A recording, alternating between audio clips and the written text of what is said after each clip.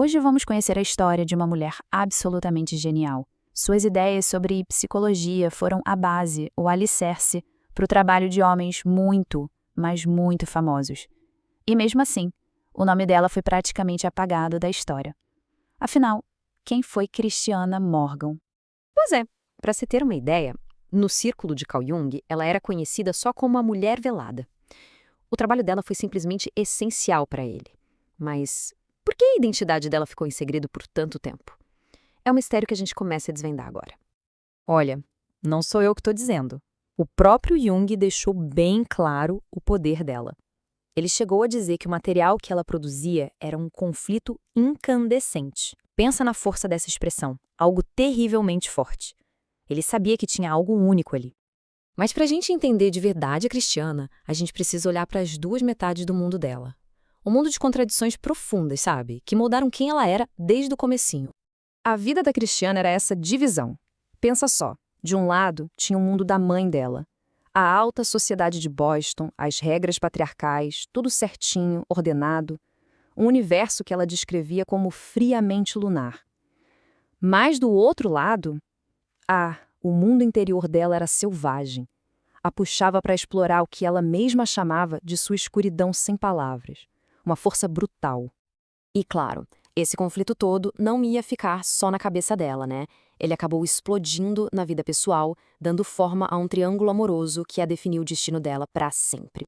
Então, no centro de tudo, a gente tem a Christiane, essa mente brilhante tentando botar para fora seu mundo interior.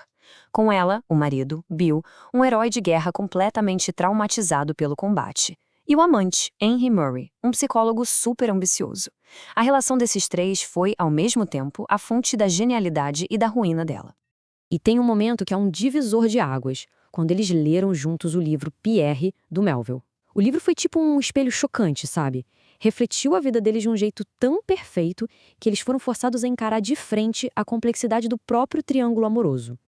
Mas é impressionante como, no meio de toda essa turbulência, nasceu algo totalmente revolucionário. As visões dela, que levariam a um jeito completamente novo de entender a psicologia feminina. Lá pelos anos 20, ela começou a produzir dezenas de desenhos de visão. E olha, não eram simples rabiscos. Eram como um mapa para uma nova consciência, cheio de imagens superpoderosas e muitas vezes bem chocantes. O que essas visões mostravam era o que ela chamava de feminilidade actônica, uma força ligada à terra, à serpente, a dragões. Era uma forma de poder feminino tão primitiva, tão visceral, que nem os pioneiros da psicologia da época estavam preparados para aquilo. Rompia com tudo. E é aí que a história fica ainda mais complexa. Porque esse trabalho visionário dela se tornou a peça central dos famosos seminários de Jung por 4 anos.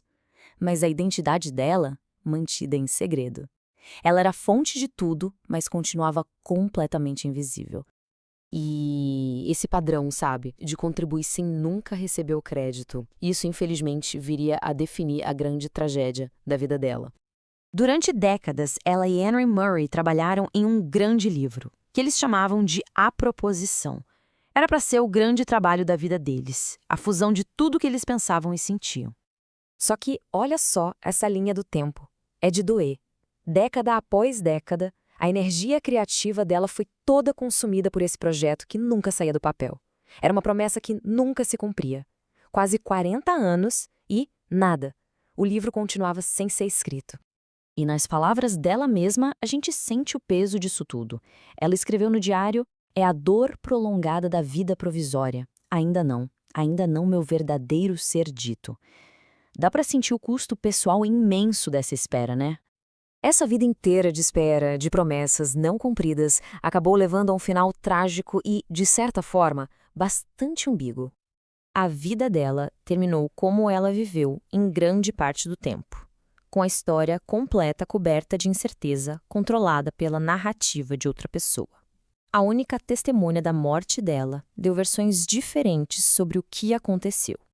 Décadas antes, a escritora Olive Schreiner escreveu uma frase que parece um epitáfio perfeito para a Christiane.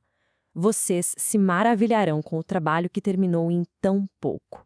É um resumo perfeito da vida de uma mulher cujo esforço imenso foi simplesmente absorvido pelo legado de outros. No fim das contas, a história da Christiana Morgan força a gente a se fazer uma pergunta bem assombrosa.